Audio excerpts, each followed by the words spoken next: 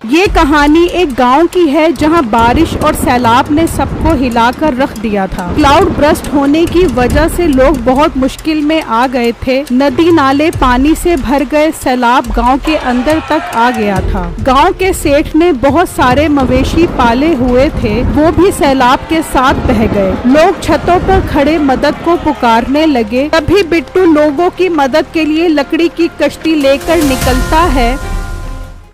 एक वक्त का किस्सा है। बुनीर नामी गांव में बिट्टू नाम का लड़का अपनी फैमिली के साथ रहता था। बिट्टू एक कंजूस सेठ के यहाँ मुलाजमत करता था। वो उसके मवेशी के लिए चारा और पानी का ख्याल रखता था। सेठ अपने मवेशियों से बहुत प्यार करता था। हाँ बिट्टू, मवेशियों का ख्याल वगैरह सब ठीक चल रहा है ना? जी जी सेठ साहब, सब कुछ ठीक चल रहा है। मैं सब मवेशियों को चारा और पानी टाइम पर दे देता हूँ। बहुत अच्छी बात है बिट्टू।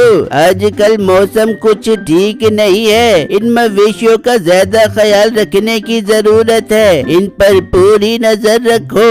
सेठ साहब आप बिल्कुल बेफिक्र हो जाएं, मैं 24 घंटे इन पर नजर रख रहा हूँ। तभी बिट्टू का बाप परेशान वहाँ पर पहुँचता है। बिट्टू बेटा, तेरी माँ की तबीयत अचानक खराब हो गई है। तेरी बीवी उसे अस्पताल ले गई है, तू भी चल। ये ऐसे कैसे चला जाए? ये जानवरों की हिफाजत के लिए खड़ा है। तुम वापस अस्पताल जाकर उनका ख्याल रखो। ये यहाँ पर मेरे मवेशियों का ख्याल रख रहा है। सेठ साहब मेरी माँ की तबीयत खराब है और आप मुझे रोक रहे हो, मैं जा रहा हूँ। बिट्टू अपने बाप के साथ चला जाता है और अस्पताल पहुँच जाता है। माँ जी आपको क्या हो गया? आंखें खोलो माँ जी। इसकी तबीयत बहुत खराब है, इसको लोकास की ड्रिप लगेगी तभी ये होश में आएगी। तो डॉक्टर साहब आप इंतजार क्यों कर रहे हैं? शुरू करें इनका इलाज। ऐसे कैसे मैं इसका इलाज शुरू कर दूं? वो ड्रिप 1 लाख रुपए की आएगी। पर डॉक्टर साहब हमारे पास इतने पैसे नहीं हैं। आप लगा दे, हम आपको बाद में पैसे दे देंगे। हम इतनी महंगी दवाई अपने पास नहीं रखते, वो किसी बड़े मेडिकल स्टोर से ही मिलेगी। बिट्टू माँ जी का इलाज करवाना बहुत जरूरी है, आप अपने सेठ से जाकर पैसे ले आए। मैं आपको ड्रिप का नाम लिख देता हूँ, आप फौरन ले आए। बिट्टू सेठ से पैसे लेने के लिए निकलता है तो अचानक रुक जाता है। सुनो सुनो, आज से तूफानी बारिशों का खतरा शुरू हो गया है। क्लाउड बरस होने का खतरा हमारे सरों पर मंडला रहा है। अरे ये मैं किस मुसीबत में फंस गया हूँ। खुदा न खास्ता अगर बारिशें तेज हो गयी तो मैं अम्मी का इलाज कैसे करवाऊंगा? मैं जल्दी से सेठ के पास जाता हूँ। वो हर जगह पर ऐलान करते हैं, तूफानी बारिशों से महफूज रहने के लिए अपने अपने हिफाजती इक़दाम करे और अपने आसपास किसी ऊंची जगह का बंदोबस्त करे। हाय मर गए, कहीं ये बारिशें सैलाब में न बदल जाए। हमारे तो माल में वेशी सब तबाह हो जाएंगे।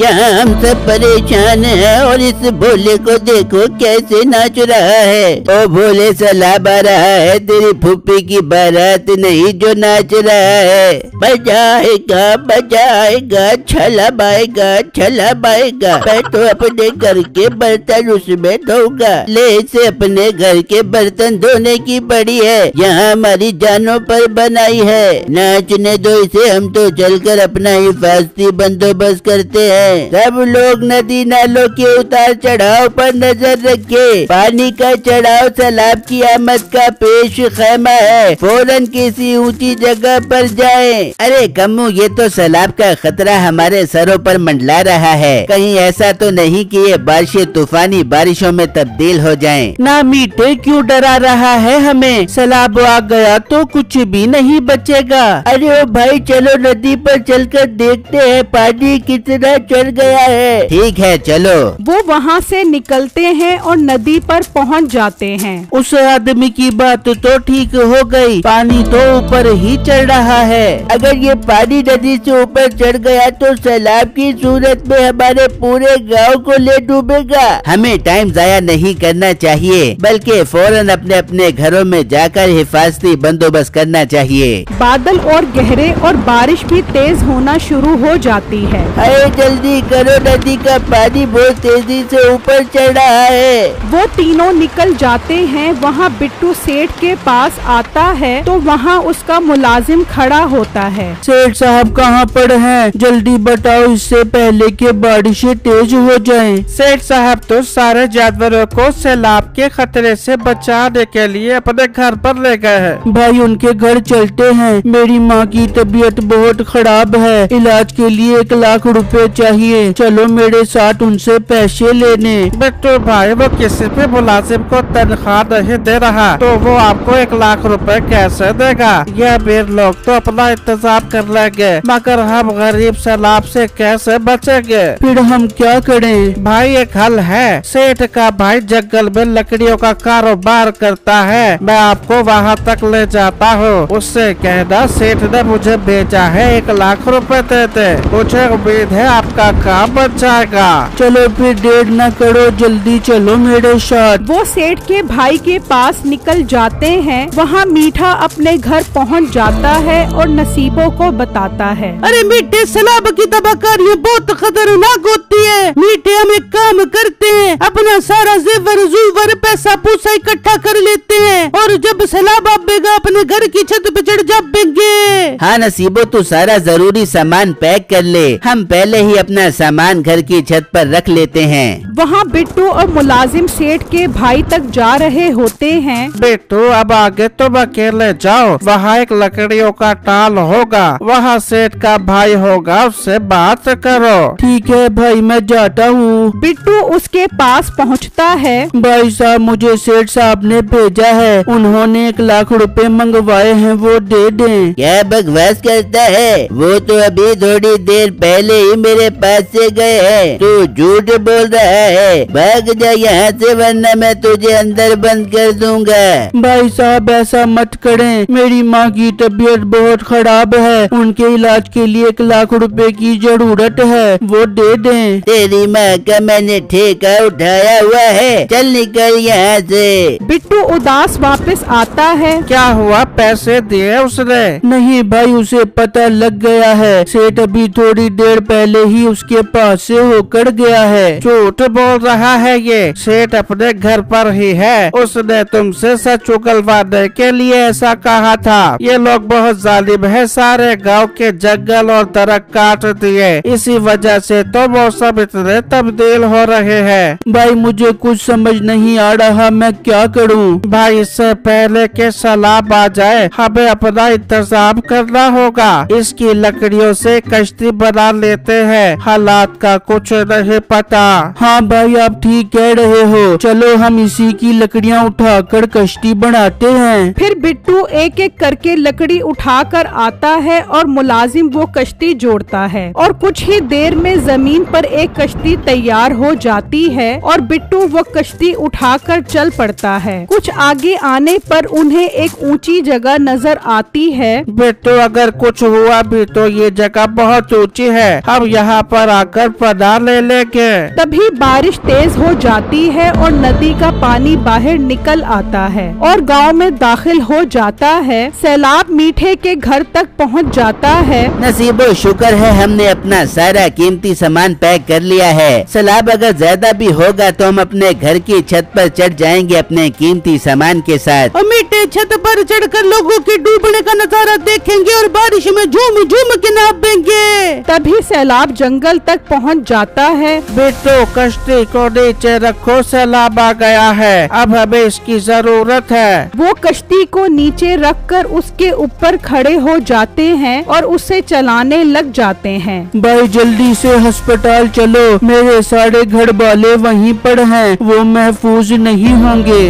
वो अस्पताल की तरफ निकल जाते हैं। वहाँ मीठे के घर के बाहर एक बूढ़ी औरत उनका दरवाजा खटखटाती है। बेटा दरवाजा खोलो वरना मैं सैलाब में डूब कर मर जाऊंगी। ओ अम्मा, जगह नहीं है मेरे घर में तेरे लिए, घर में सारा कीमती सामान पड़ा हुआ है, तू किसी और का दरवाजा खटखटा। भाई साहब, अगर आप किसी की मदद करोगे तो आपको इसका अजर मिलेगा। ये बूढ़ी औरत इस तूफानी बारिश और सैलाब में कहाँ जाएगी? तो तू इसे अपने साथ ले जा, बड़ा तू चौधरी बन रहा है। माँ जी आप इस कश्ती पर ही आ जाएं, हम आपको ले जाते हैं। बिट्टू उस बूढ़ी औरत को भी अपने साथ ले जाता है और अस्पताल पहुंच जाता है। हर जगह पानी से भरी होती है। शुक्र है बिट्टू आप आ गए, ड्रिप नहीं लेकर आए। बेगम ये टाइम अम्मी और सब लोगों को महफूज जगह पर ले जाने का है। सैलाब तेजी से बढ़ रहा है, इससे पहले कि खतरनाक हद तक बढ़ जाए हमें एक महफूज मकाम पर पहुंचना होगा।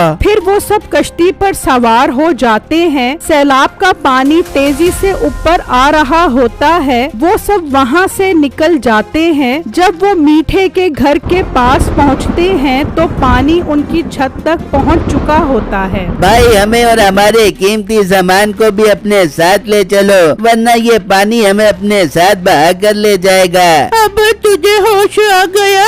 जब मैं तुझसे मदद मांग रही थी तब तो तूने मुझे अंदर नहीं आने दिया। तभी पानी का बहाव आता है और उसका सारा कीमती सामान अपने साथ बहा कर ले जाता है। हाय मैं लुट गई, मैं बर्बाद हो गई, मेरा सारा सामान सैलाब में बह गया। बहुत अच्छा हुआ तुम लोगों के साथ, तुम्हारी यही सजा है। नहीं माँ जी ऐसा मत कहो, ये वक्त किसी से बदला लेने का नहीं है। इस कश्ती पर अभी जगह नहीं है, मैं इन सबको महफूज मकाम पर छोड़कर आ रहा हूँ। तब तक आप मेरा इंतजार करो। बिट्टू तब तक तो पानी हमारे सरों से भी ऊपर चला जाएगा, नहीं तो फिर हम इस कश्ती से उतरकर सैलाब में छलांग लगा देते हैं। तू आजा, हमारी खैर है। नहीं नहीं अंकल, अब मैं इतना भी बुरा नहीं हूँ। बिट्टू तुम इन सबको छोड़ कर आओ, तब तक हम तुम्हारा इंतजार कर रहे हैं। बिट्टू वहाँ से चल पड़ता है। कुछ आगे आता है तो देखता है कि सेठ के मवेशी पानी के साथ बहकर जा रहे होते हैं। ये तो सेठ साहब के मवेशी है। हाँ बेटो ये तो उसी के मवेशी है। देखो कैसे अपने मवेशियों को अपने घर ले जा रहा था ताकि सैलाब से इन्हें कोई नुकसान न हो, मगर अल्लाह का अज़ाब जब आता है तो कोई नहीं बच सकता।